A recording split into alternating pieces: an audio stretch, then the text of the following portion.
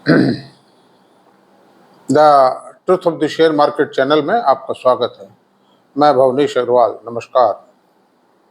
कल हमने वीडियो बनाया था एक आम इन्वेस्टर मल्टीबैगर शेयरों में कैसे फंसता है, यानी ऑपरेटर महोदय उसको किस तरह फंसा लेते हैं, किस तरह एक एनवायरनमेंट किया जाता है, किस तरह हिप्नोटिज्म क्रिएट किया जाता है बाजारों में और इन्वेस्टर फंस के रह जाता है। उसमें बहुत से ऐसे शेयर और भी थे, मतलब जिनका नाम, लेकिन वीडियो पर आखिरकार वीडियो बहुत लंबा हो जाता है। हाँ, एक कार ट्रेड भी था, एक निवोको सीमेंट का शेयर भी था आईपीओ के अंदर, जिन्होंने बुरी तरह फंसाया और म्यूचुअल फंड की फंड्स मैनेजर ने उनका खुल के साथ दिया। क्या एक्सपर्टीज उनकी, बड़े अफसोस की बात है। खैर, एनीवे, जो हुआ सो हुआ। हमको तो हमारे हिसाब से सोचना है, हम दुनिया नहीं बदल सकते, दुनिया हमको बदल देगी। तो हमको अपने आप को, जो वर्तमान परिस्थितियां हैं, जो भी हालात हैं, उनके अनुसार अपने आप को बचा के चलना है। अपने आप को हम कैसे पैसा कमाएं वो तरीके निकाल लें, ईमानदारी से, मतलब बेईमानी नहीं। मतलब सफल, अगर शेयर बाजार में एक रिटेल इन्वेस्टर पैसे कमा सकता है, ईमानदारी से कमा सकता है। बेईमानी उन्हें बहुत लोग मिल जाएंगे, उसके साथ चीटिंग हो जाएगी, मतलब है कि नहीं। बेईमानी से पैसा नहीं आएगा, ये गारंटी है मेरी, मतलब, और आए तो चला जाएगा वो। इसलिए रहा सवाल अमेरिकन शेयर मार्केट्स का, इंडियन शेयर मार्केट का, मार्केट हेल्दी है। मतलब कुल मिला के दोनों को मैं ज़्यादा समय नष्ट करने से कोई लाभ नहीं है। दोनों, both the markets are healthy. ठीक है, आज इंडेक्स थोड़ा ढीला है, लेकिन इतना लंबा चलने के बाद इतना सा ढीला और भी थोड़ा ढीला हो जाए तो कोई चिंता वाली बात नहीं है, बहुत अच्छा है। कैश के शेयर आज भी मजबूत हैं, they are in a very strong and fine shape. इसलिए मेरा आप सब लोगों से अनुरोध ये है कि आप सावधानी जरूर बरतें, फंडामेंटल्स की स्टडी जरूर करें। तरीका बता दिया, बहुत आसान तरीका है, बहुत सिंपल तरीका है। मेरा पर्पज आपको जगाना, आपके पैसे की रक्षा करना, आपको सक्षम बनाना शेयर बाजार में, ताकि आपके साथ कोई धोखाधड़ी ना कर सके, कोई चीटिंग ना कर सके। आपकी कड़ी कमाई के पैसे को ले जाना जाएगा, थोड़ा बहुत नुकसान होंगे। एक कहावत भी है मारवाड़ी में कि जहां वापरेगा वहां बिखरेगा। तो ठीक है, कुछ आएगा। अब ये तो हर दुकान में, ये तो जो एक सब्जी वाला लाता है, कुछ सब्जी जो बच जाती है वो फेंकनी पड़ती है उसको, या गायों को देनी पड़ती है, पशु पक्षियों को डालनी पड़ती है उसको। एक हलवाई मिठाई बनाता है, उसमें से भी थोड़ा बहुत बचता है, मतलब वो बूझ जाती है, सड़ जाती है, फंगस, फेंकनी पड़ती है। किराने की दुकान पर भी कुछ चीजें बीत जाती हैं, मतलब चने हैं बीत गए, मतलब जो हैं बीत गए, मतलब और कई चीजें हैं जो पड़ी रहती हैं, खराब हो जाती हैं। दवा की दुकान पर कई चीजें एक्सपायर हो जाती है। तो रेशनल तो चलेगा, बाकी ऐसा कुछ नहीं होगा। बाकी सावधानी बरतिए। और ये तेजी के बाजार हैं, इसमें हर मिट्टी भी सोने के भाव बिकती है। और इस बाजार में मल्टी बैगर ढूंढ लेना एक बहुत ही मुश्किल काम है, क्योंकि एक बहुत महंगे हैं, और महंगे पे फिर महंगे को आप ढूंढोगे तो और कितना महंगा हो। वो आज जो शेयर 100 के पी रेशो पे बिक रहा है, और उसमें मान लीजिए उसकी प्रॉफिटेबिलिटी 20-25% से बढ़ जाती है, तो क्या होगा आखिरकार, कितना बढ़ जाएगा। पी रेशियो भी उसके अनुसार बढ़ता रहता है, तो 25% की बढ़ता ही भाई। तो 25% की बढ़त मान लो 2-3 साल ले भी ली, that share can not become multibagger. Multibagger बनने के लिए कम से कम 5 साल तक, 4-5 साल तक 30-35-40% की गति से ग्रो करना पड़ेगा, जब जाके वो मल्टीबैगर रिटर्न दे पाएगा। तो ठीक है, अब चलते हैं। आज का विषय हमारा यह है, जिस पर हमें चर्चा करनी है गंभीरतापूर्वक। मेरा आपसे अनुरोध है कि एक तो मेरा वीडियो पूरा दें। अगर आपको परफेक्ट होना है तो एक 25 मिनट का समय रोज दे दीजिए। मैं कितनी मेहनत करता हूँ आप ही देखिए, शेयर बाजार का काम भी मैं करता हूँ, खुद का काम भी तो मुझे करना पड़ता है, मेरे लिए पढ़ना पड़ता है, और आप लोगों के लिए भी तैयारी करता हूँ। मैं कितनी देर पहले सोचता हूँ, रात को सोचता हूँ, दिन को सोचता हूँ, what subject I have to prepare a video. Data compile करना, सोचना, समझना, क्या बोलना, कैसे बोलना, वो कितनी मेहनत है वो। और मैं शेयर बाजार में मेरा खुद का भी काम करता हूँ, छोटा मोटा काम नहीं है मेरा भी भारी भरकम काम है। लेकिन मैं इस सब चीज़ों को कहना फेंका फांकी में आएगा, कोई कहेगा फेंकता है। जैसे एक आदमी ने कहा था कि अगर आप करोड़ों कमा लेते, मैंने कहा भी नहीं था करोड़ों कमाए, एक वीडियो बनाया था करोड़ों का। तो वो भाई कह रहे थे कि अगर आप करोड़ों कमाते तो एक अच्छा माइक लेते, अच्छे कमरा लेते, तो मेरी इच्छा भी थी एक बार तो मैं कह दूंगा कि आकर, मैंने एक जरूर कहा था उनको, आप आइए, you can come and verify what is my position. ये सब देखो, अपने मुंह मियाँ मिट्ठू बनना, बड़ाई करना, अपनी फेंका फांकी करना, these are not good things, मतलब, और ये रिजल्ट लेस है। आप ये समझ लीजिए मैं कुछ भी नहीं हूं, मैं तो एक प्राइमरी स्कूल का टीचर हूं, यूं मानिए आप तो। But whatever I am saying to you, you please see that you learn something. अगर मेरी बात में कोई सब्सटेंस है, सार सार को गही रहे, थोथा दे उड़ाए, तो आप उस तरह कीजिए। तो आज का हमारा विषय है कि कुछ शेयर मर गए थे और उन्होंने, कुछ का तो अंतिम संस्कार हो चुका है, वो तब लौट नहीं सकते। देखिए, जो राख हो गई वो राख से प्राण पुनर्जीवन कैसे होगा, वो तो कहीं कोई पुनर्जीवन जन्म हो चुका होगा। जो मर गए वो मर गए, जो जिंदा रहे वो जियाए, थोड़ा सा नहीं, अच्छी तरह जियाए हैं, और अच्छा खासा खेल हो रहा है, काफ़ी रिकमेंडेशन आ रही है, काफ़ी चर्चाएं हैं। और अब आगे क्या होगा ये भी एक बहुत मुश्किल काम है। कितना रुपया उन्होंने दिया है, कितना रुपया लोगों से लिया है, नेट बैलेंसिंग है, अभी तो धुआंधार हो रही है। मतलब बस ये समझो, पूछो मत आप। और जो लोग बड़ाई कर रहे हैं वे क्या पूछो से आप, लेकिन वो प्रीवियस इतिहास नहीं देखते हैं, आज की उनकी बैलेंस शीट को नहीं देखते हैं। बैलेंस शीट देखिए, आप शेयरों को हैं रखिए, बड़ी अच्छी बात है। तेजी आई है बाजार में, ये सौभाग्य की बात है। आप उनको बेचकर लाभ उठाइए, बहुत अच्छी बात है, लेकिन अभी मत बेचिए। मेरा कहने का मतलब ये बेचिए, मैं बिल्कुल ये नहीं कहता हूं बेचिए, मैं केवल मात्र आपको एक अलर्ट पॉइंट देता हूं कि खतरा है। किस लेवल पे खतरा आएगा वो मैं जगाता हूं। आप, कोई रिकमेंडेशन नहीं होती है मेरा कोई सुझाव है, खाली स्टडीज है मेरी। तो इतिहास के आधार पर, थ्योरीज, बाजार की फंडामेंटल थ्योरीज के आधार पर, टेक्निकल थ्योरीज के आधार पर I give you the studies. चलते हैं। सबसे पहले आज हम चर्चा करेंगे रियल्टी सेक्टर पे। रियल्टी सेक्टर में क्या क्या हुआ ये सर्वविदित है। रियल्टी सेक्टर ने कितनी कंपनियां डूबी।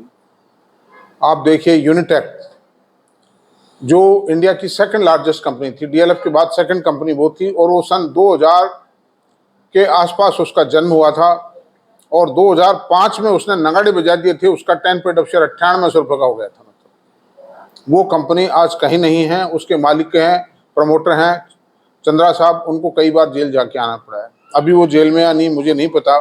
और काम बहुत शानदार किए थे उन्होंने। आप देखिए, बड़ी बड़ी कॉलोनीज बसाई उन्होंने, बड़े बड़े कॉम्प्लेक्सेस खड़े किए, कॉमर्शियल, रेजिडेंशियल, लाखों फ्लैट बना के बेचे। लेकिन उस हालात ये आए कि 5 करोड़ रुपए के लिए उस आदमी को जेल जाना पड़ा। बताइएगा, बिग मैन। उनका शेयर एक जमाने में 20 रुपए में बिकता था। कोई कंस्ट्रक्शन के ठेके वेके लेते थे वो, तो उन्होंने कोई जमीन खरीदी होगी, गुड़गांव से उनका प्रादुर्भाव हुआ, और गुड़गांव से वो बंबई गए, कलकत्ता गए, बंगलोर गए, पुणे गए, India wide, pan India basis पे उनका कंस्ट्रक्शन काम चलता है। दूसरी कंपनी, मैं सब फिगर सब बताऊंगा आपको अभी आगे, चलिए सुनिए आप। मतलब डीएलएफ है दूसरी कंपनी। डीएलएफ ने का शेयर का आईपीओ आया सन 2005 में, और 400 रुपये में इनका आईपीओ आया था। उस वक्त भी इनकी बैलेंस शीट में कोई अर्निंग नजर नहीं आ रही थी। तो मैं कुछ लोगों से चर्चा करता था कि यार एक बात बताओ, इन्होंने डीएलएफ ने गुड़गांव बसाया। डीएलएफ को बसाने वाली मेनली गुड़गांव में, मतलब डीएलएफ है। कल बॉम्बे में काम है, बंगलोर में काम है, पूना में काम है, हैदराबाद में काम है, कलकत्ता में काम है, दुनिया भर के काम है। हजारों एकड़ जमीन है इनके पास में, और लाखों फ्लैट बेच चुके हैं, दुनिया भर की महंगी महंगी कमर्शियल प्रॉपर्टी बेच चुके हैं। पैसा गया का मतलब, बैलेंस शीट में ना तो कोई प्रॉफिट नजर आता था, ना कोई रिजर्व नजर आते थे, खाली कर्जा नजर आता था।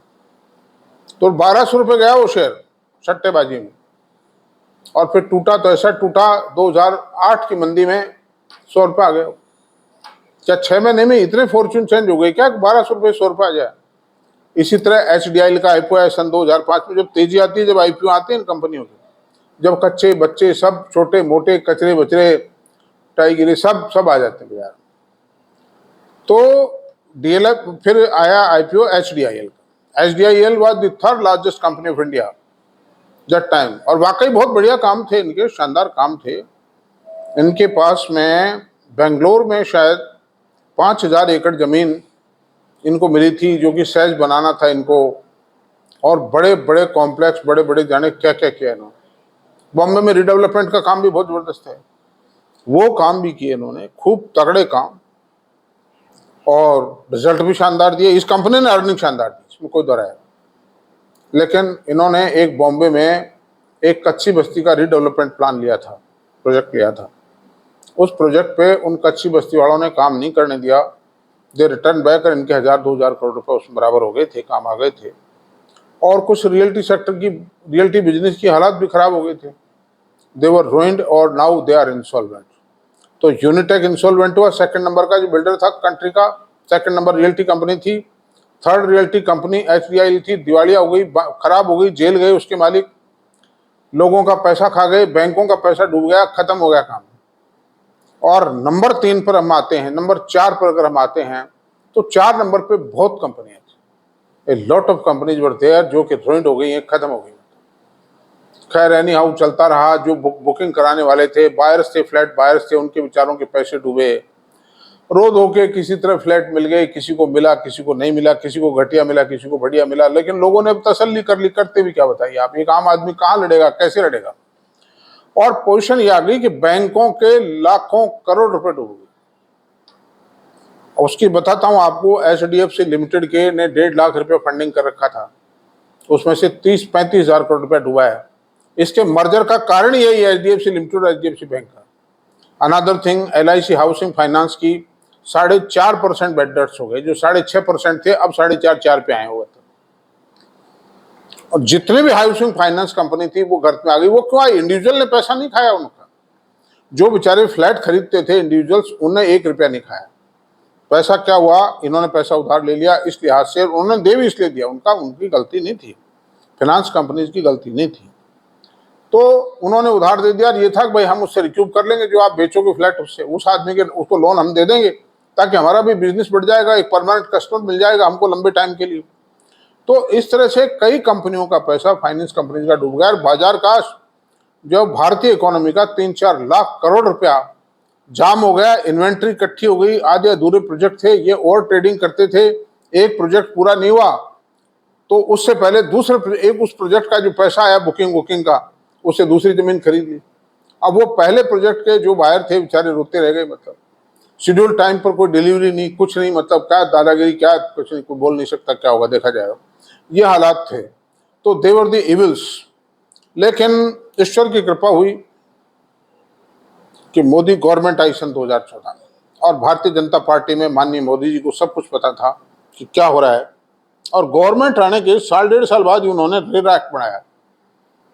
रेरा एक्ट में प्रोविजन ये थी कि हर प्रोजेक्ट को रजिस्टर करवाना पड़ेगा, अलग से रजिस्ट्रेशन होगा रेरा में। RERA is an regulatory authority. उस प्रोजेक्ट का जो बुकिंग अमाउंट आएगा, वो उसके लिए खाता अलग खोलना पड़ेगा उस प्रोजेक्ट का, उसी खाते में से खर्चा होगा बिल्डिंग के कंस्ट्रक्शन का, उस पैसे को कहीं और काम नहीं लिया जाएगा। और उसमें सारे क्लोजेज हैं एग्रीमेंट के, पेनल्टी प्रोविजंस, तो यही एग्रीमेंट में प्रोविजन रखने पड़ेंगे, बड़ा डिटेल मामला है, उनको पाबंद कर दिया। तो धीरे धीरे हुआ ये कि इन कंपनियों की इन्वेंट्री भी बिक गई और ये नए प्रोजेक्ट भी लाए, और इन बिटवीन क्या हुआ, बायर्स का भी भरोसा बढ़ा। तो ये कंपनियों में थोड़ी सी चमक आई, थोड़ी क्या काफी आ गई चमक। तो 200 रुपए, 225 रुपए एक लंबे टाइम तक बिका था DLF का शेयर, वो आज करीब 850, 865 रुपए है। यूनिटेक जो देखिए, जिनका अंतिम संस्कार हो गया वो तो वापस नहीं आते, गंगा में प्रवाहित कर चुके हैं उनकी अस्थियों को, वो they can not come back. अब अंडर दिस सर्कमस्टेंसेज में जो जिंदी है वो पनप गई वो कंपनी। ओमेक्स थी और सब कई थी, मतलब दुनिया भर की कंपनियां थी। तो अंडर दिस सर्कमस्टेंसेज में अभी उनके शेयरों में भी चमक आई है, कंपनियों का प्रॉफिट भी बढ़ा है। तो ये मरी हुई कंपनियां ने भी अब लोगों को मालो माल किया है। अब मैं इनके डेटाज पर आता हूं,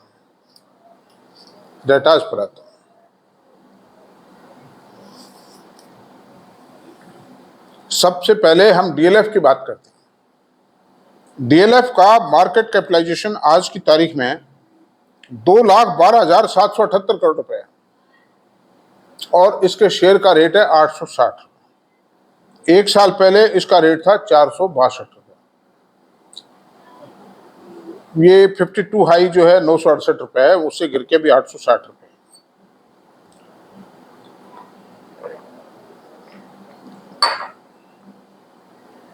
अब इसकी सेल की बात कर लेते हैं।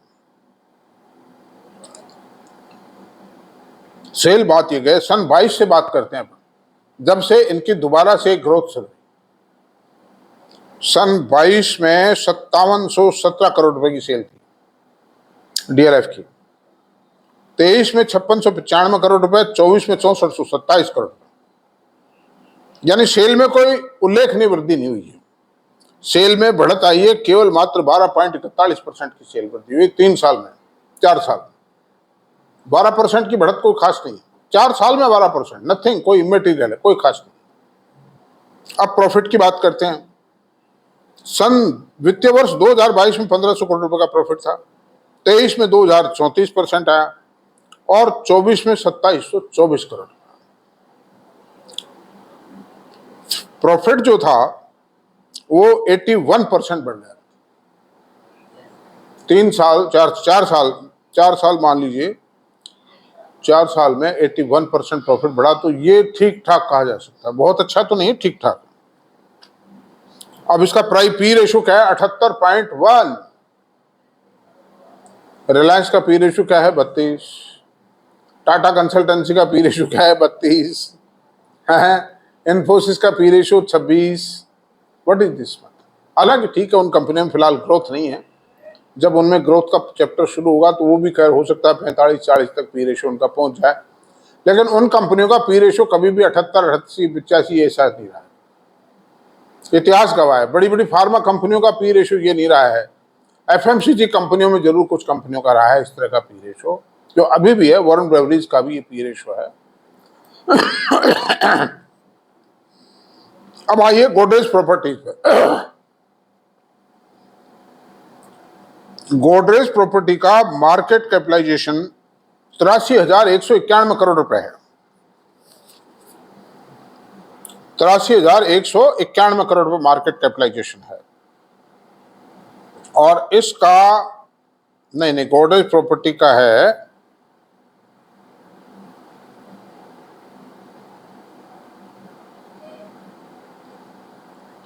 हाँ 83,191 करोड़ रुपए है ना।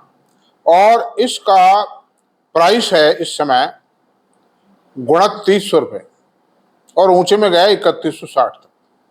पिछले एक साल में नीचे में 1478 रुपए था। अब इसकी सेल की बात करते हैं। सन 2022 में इसकी सेल थी 1825। फिर सन वित्तीय वर्ष 23 के अंत में सेल हुई 2252 करोड़ रुपए और 24 में ये सेल आई है 3036 करोड़। प्रॉफिट की बात तो सेल में कोई बढ़ोतरी हुई है 66% की। 4 साल में 66% कोई खास बात नहीं। प्रॉफिट की बात करते हैं। गोदरेज प्रॉपर्टी की बात कर रहे हैं। प्रॉफिट FY22 में 351 करोड़ रुपए, 23 में 621 करोड़ रुपए और सन 24 में 747 करोड़ रुपए। The profit has almost doubled. DLF का भी डबल का करीब डबल हो गया और गोदरेज का भी डबल हो गया। प्रॉफिट बढ़ा है 222%, सेल बढ़ी है 68%। पी रेशो 115 और सन 2020 में गोदरेज का रेट था 2600 रुपये। 2600 से 1100 रुपये आया, 1100 रुपये से वापस 2700 रुपये गया है। तो क्या मिला जी सन 21 के खरीदने वाले को? ऑपरेटर महोदय ने कितना बड़ा चूना लगा गए लोगों के, आप बताइए क्या हाल हुआ उनका। चलिए आगे चलते हैं। मैक्रोटेक डेवलपर, इसका आईपीओ सन 2021 में आया था, जब ये सुरसरी चल चुकी थी कि प्रॉपर्टी कंपनियों में कुछ करंट आ रहा है, इन्वेंट्री बिक रही थी, नए प्रोजेक्ट की तैयारियां चल रही थी, सरकार की तरफ से हरी झंडियां मिल चुकी थी तो सवाल यह है कि मैक्रोटेक डेवलपर का जो इंडिया की मैं समझता हूं डीएलएफ के बाद में नेक्स्ट लार्जेस्ट कंपनी है, और ये किनकी है? राजस्थान हाईकोर्ट में एक जज थे, न्यायाधीश महोदय गुमानवर लोढ़ा जी, उनके जो ग्रैंडसन हैं वो इस कंपनी को चलाते हैं, and politically he is very powerful man. लेकिन अगर महाराष्ट्र की सरकार अब के चुनाव में बदल गई तो he can face some problem, ये भी है।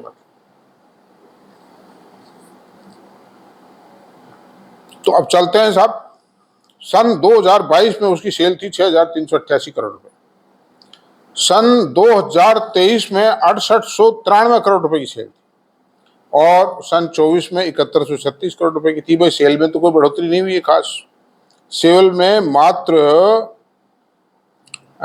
कोई 11% की बढ़ोतरी, 11.70% की बढ़ोतरी, कोई खास नहीं। 4 साल में 11% क्या माने रखता है, कुछ नहीं। अब प्रॉफिट की बात कर लेते हैं। 22 में 1966 करोड़ प्रॉफिट था, 23 में 1842 करोड़ रुपए प्रॉफिट हुआ, सन 24 में 2324 करोड़ रुपए प्रॉफिट हुआ।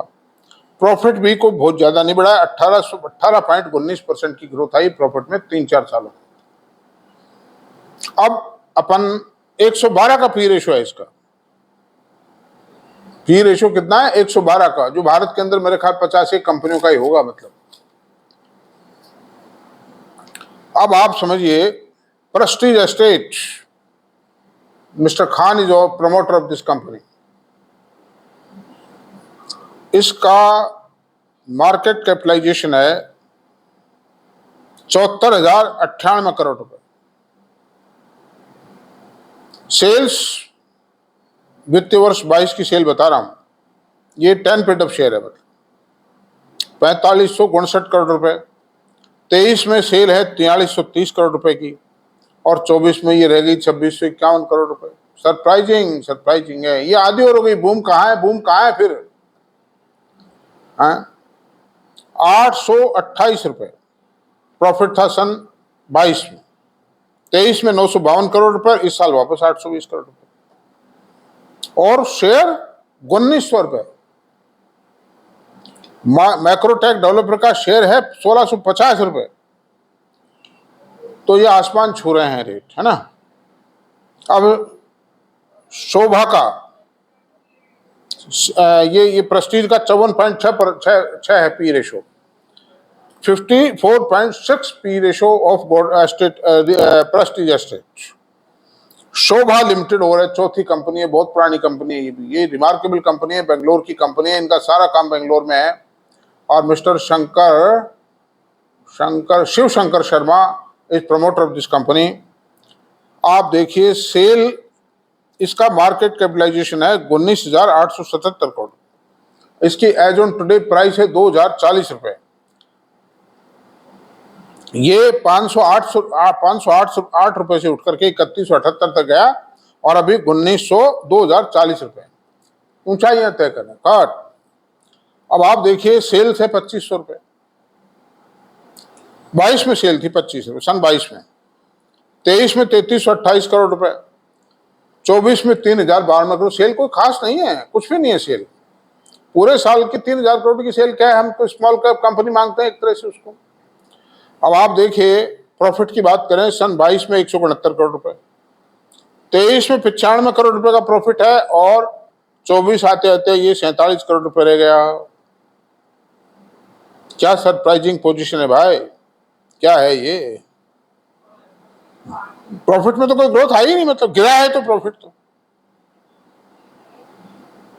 सेल में 21.39% की प्रॉफिट आई, क्या की ग्रोथ आई, और प्रॉफिट -278% हुआ है।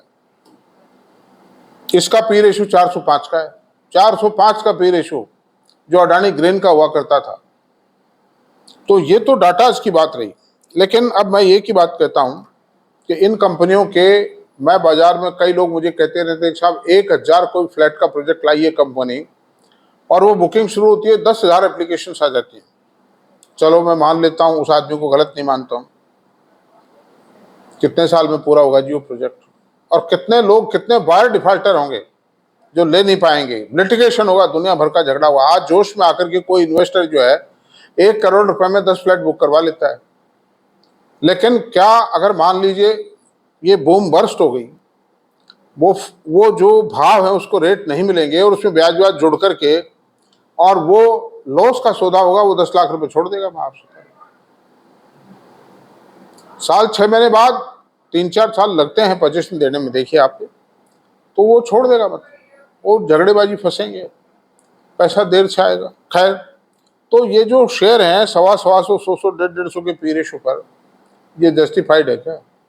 प्रॉपर्टी का जो शेयर है वो एक सिक्लिकल शेयर है। आज मतलब आईटी सेक्टर में बूम आई, इंडियन इकोनॉमी में बूम है, 8% का जीडीपी चल रहा है।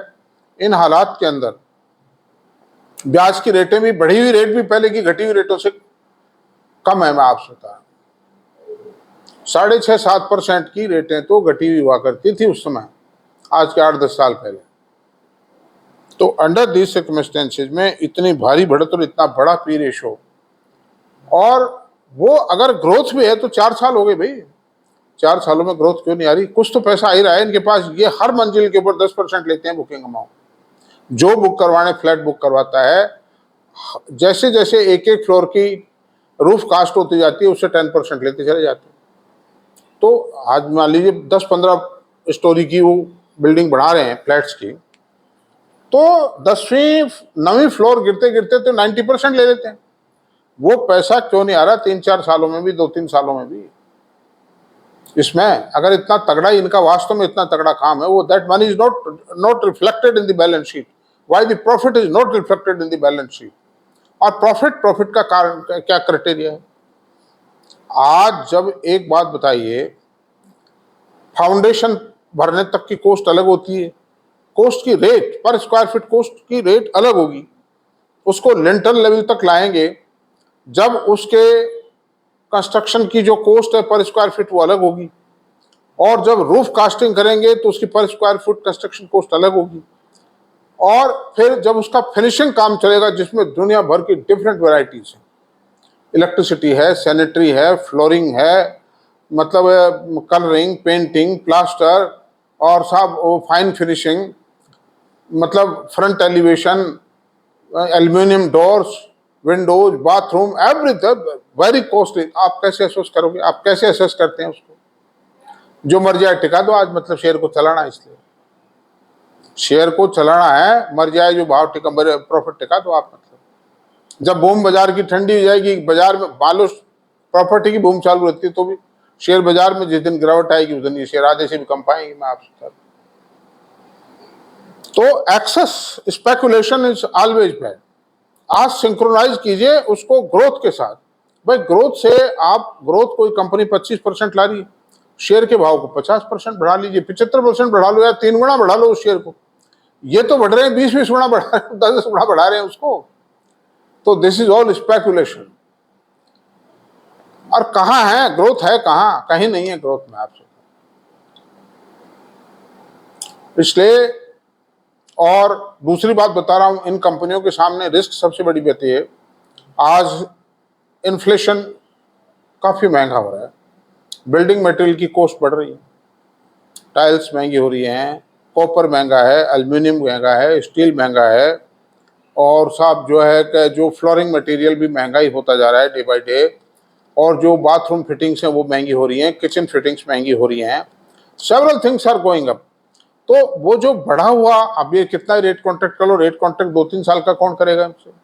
नोबडी विल, नो मैन्युफैक्चरर और नो इंपोर्टर और no merchant will be ready to enter into a rate contract which is long for 3-4 years। Rate contract 6 महीने का, साल भर का कर लीजिए आप ज्यादा से ज्यादा, और वो रेट कॉन्ट्रैक्ट अगर साल भर का भी करेगा तो एडवांस पैसा मांगेगा वो, क्योंकि वो तो बंध गया और ये नहीं बंधे, कल को बाहर गिर जाए, ये नहीं ले, बताओ क्या करूं? तो कॉन्ट्रैक्ट तो वो होता है जो दोनों पार्टियों को बांधता है, बाध्य करता है। तो ऐसी सूरत में दूसरी बात है, कहीं पर भी कोई डिस्प्यूट हो सकता है, सरकार का, पर्यावरण का डिस्प्यूट हो सकता है, कोई कोर्ट से झगड़ा पड़ सकता है। जैसे नोएडा के अंदर 2 टावर्स को गिराया सुप्रीम कोर्ट ने, मैं वो जो सुपरटेक की जो बिल्डिंग्स थी दोनों को गिरा दिया। जयपुर में गिराई है कई बिल्डिंग्स को। कोई भी डिस्प्यूट हो सकता है, कहीं से भी कुछ भी हो सकता है, ये रिस्क है। एक दूसरी पॉलिटिकल प्रॉब्लम्स हैं। आज को रैली निकलनी, साहब भेजिए 50 बसें, वो खर्चा कहाँ से आएगा बताओ, आप वही देगा वो तो। और ये खर्चा जाता कहाँ है? प्रॉफिट बहुत एग्जॉर्बिटेंट है। आप देखिए, आप ये जो मान लीजिए जमीन का रेट 1 लाख रुपये यार्ड है, 1 लाख रुपये पर यार्ड है, उस पर ये फर्स्ट फ्लोर आप बढ़ाओ, उसकी फर्स्ट फ्लोर की कॉस्ट और लैंड की कॉस्ट पूरी कैलकुलेट कर लीजिए पर स्क्वायर फीट कॉस्ट में, सेलिंग रेट में। उसके ऊपर चाहे 20 मंजिल खड़ी करेंगे, उन सब की रेट वही रहती है, वो घटती नहीं है। तो प्रॉफिट तो एग्जॉर्बिटेंट प्रॉफिट है, क्योंकि ऊपर तो कंस्ट्रक्शन कॉस्ट आई, लैंड की कॉस्ट तो आई नहीं, मतलब एग्जॉर्बिटेंट प्रॉफिट थे। लेकिन वो सारा प्रॉफिट इरोड हो जाता है, पहुंचते पहुंचते ब्याज खा जाता है। अब आप ये कहेंगे बुकिंग कराने वालों से लेते हैं, बुकिंग का पैसा धीरे धीरे आता है, फिर वो लैंड में पैसा लगा चुके हैं और उसका अप्रूवल कितना मुश्किल है। 1000 रुपए पर स्क्वायर फीट का खर्च आता है अप्रूवल में, जो प्रैक्टिकल एक्सपेंडिचर है। I don't want to blame anybody else, but the factual position is this. और उसके बाद भी जो बीच बीच में तकाजे आते हैं ना, तो साहब ये रैली निकलनी है, चुनाव का टाइम है, दीजिए ये सब, 100 बसों की व्यवस्था करो, 1000 आदमियों के खाने का इंतजाम कीजिए, ये फला जगह टेंट लगाइए, मंच लगाइए, है तो ये सब कहाँ से आएगा भाई? ये इसी से जाता है, आपकी जेब से जा रहा हो पैसा। तो अंडर दिस सर्कमस्टेंसेज में देखिए, प्रॉब्लम्स जो मैं आपको बता रहा हूँ, ये प्रॉब्लम्स हैं, कॉस्ट एस्केलेशन की प्रॉब्लम है, हालांकि वो अकाउंट फॉर कर लेते हैं उसमें, लेकिन अच्छा फिर सेलिंग एंड का एक्सपेंडिचर बहुत ज़्यादा है। उस सेलिंग पर आप देखिए, जो 1000 करोड़ रुपए का प्रोजेक्ट है, उसमें कम से कम 20 आदमी रखेंगे सेलिंग के। शानदार office, first class sofa set, और जिनमें मान लो 50 आदमी आते हैं, 100 आदमी आते हैं, उनको फर्स्ट क्लास चाय नाश्ता और बढ़िया सी गाड़ी उनको उसमें दिखा के लाने के लिए चकाचक है। और वो जो खर्चा वर्चा रोड फर्स्ट क्लास वो मतलब बढ़ाते हैं आगे, बोरम बोरम बिछा के, ऐसा पौधे वौधे ग्रान लगा के चकान चेक कर देते हैं उसको, चेक। तो सेलिंग एक्सपेंसेस, इंटरेस्ट का बर्डन है, पॉलिटिकल डिस्प्यूट हो सकते हैं, कोई कोर्ट का डिस्प्यूट हो सकता है, अनप्रिडिक्टेबल सिचुएशन है। फिर दूसरी बात है, मान लीजिए सारा हर प्रोजेक्ट बुक हो रहा हो, ये जरूरी नहीं। बहुत से प्रोजेक्ट ऐसे हैं कि जिनमें आशा तो बहुत लगाते हैं, लेकिन प्रोजेक्ट पिट जाता है। कॉमर्शियल प्रोजेक्ट में बहुत बड़ी रिस्क है, मतलब कॉमर्शियल प्रोजेक्ट में बहुत बड़ी रिस्क है, बड़ी मुश्किल से सक्सेस होते हैं कॉमर्शियल प्रोजेक्ट में। तो इन सारी चीज़ों के, इनको ले दे के कतर ब्योत कर करा करके, जो भी काट पीट करके जो है, इनकी उतनी ग्रोथ नहीं आएगी जितने लोग लगाए बैठे हैं। उसी आशा में शेयर की प्राइसेस का पी रेशो 125, 150 और 80, 90 ये जो है। I don't want to discourage the investors. I don't want to discourage the purchaser and in holders of these shares. मैं सिर्फ उनसे, मेरा निवेदन यही है कि दोस्तों, फायदा लो मौके का, आप बिल्कुल मत बेचो, लेकिन तैनात रहिए, कड़ी नजर रखिए, गिद्ध जैसी नजर रखिए आप, एकदम काग दृष्टि जिसको कह सकते हो, है ना, कि कोई भी ऐसा मौका आए, कोई बहुत ज्यादा बढ़े, ठोक दो एक बार तो खत्म, लालच छोड़ दीजिए और उस पैसे को बहुत अच्छे शेयर में कन्वर्ट कर लीजिए,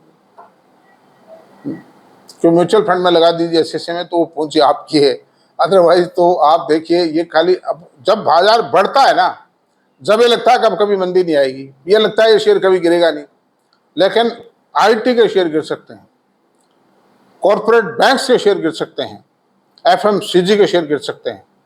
तो कोई भी सेक्टर कोई अछूता नहीं, गिरना बहुत आसान है, औरों में तो बहुत प्रॉब्लम, उनमें तो कोई प्रॉब्लम है ही नहीं। मतलब भाई आईटी सेक्टर में कोई प्रॉब्लम नहीं। आईटी सेक्टर में प्रॉब्लम यह है कि अमेरिका में थोड़ा ब्याज बढ़ गया, थोड़ा उन्होंने स्लो डाउन कर दिया है, डिमांड कम है थोड़ी, वो 6 महीने बाद, साल भर बाद हो जाएगी। बाकी ये तो लाखों, 4 लाख करोड़ रुपया रियल्टी में उड़ गया था, कंट्री की इकोनॉमी में लिक्विडिटी का संकट आ गया था, खर्च आ गया था, उससे बड़ी मुश्किल से सुलझे हैं। लेकिन आप ना उलझें, मैं ये भी नहीं कहता हूं कि आप बेचिए, आप बहुत सावधान रहें और इतना कम से कम कर लो दोस्तों।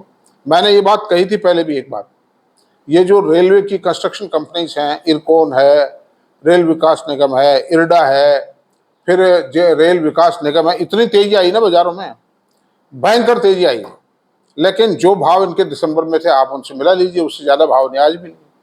तो फर्दर तेजी कहाँ आई इनमें? इसका मतलब वो तो ऑपरेटेड ड्राइव एंड ग्रेम था, क्योंकि एलएनटी की ईपीएस तो 32 और इरकॉन की या रेल विकास निगम की ईपीएस 50 रुपए, ये कैसे पार पड़ेगी बताइए आप। तो वो नहीं बढ़े, वो क्या है कि हर बढ़त के अंदर ऑपरेटर माल बेचता है उसको।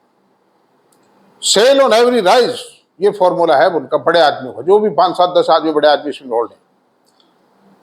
Cell on every rise profit book कर रहे हैं और वो इन्वेस्टर के गले में डाल जाएंगे। जो छोटा इन्वेस्टर है वो ये कयास लगाता रहेगा, अब आया बढ़ेगा बढ़ेगा, ये बढ़ेगा। रेल के अंदर आज मोदी कैबिनेट की मीटिंग है, आज ये 50-76 हजार रुपए के का बॉम्बे के अंदर वो जो पोर्ट बनाने का निर्णय कर रही है। Central government is taking a decision today in the evening to start the construction of a port worth valuing ₹76,000 crore. मतलब तो अंडर दिस सर्कमस्टेंसेस दोस्तों, सिर्फ मेरा एक ही कहना है कि सावधान रहें। और मैं ना तो बेचने की कहता हूं ना खरीदने की कहता हूं, मेरा कोई एनालिसिस नहीं है, ये मेरे सिर्फ एनालिसिस शेयर का है। आपके सामने एक सच्ची तस्वीर मैंने रख दी है। और अब ठीक है, आप अगर आपको मेरा वीडियो पसंद आया हो, मेरा बात समाप्त करते हैं, कल मिलेंगे। आपको मेरा वीडियो पसंद आया हो तो कृपया इसको सब्सक्राइब करें, शेयर करें, लाइक करें, कमेंट करें। थैंक यू, कल मिलते हैं अब।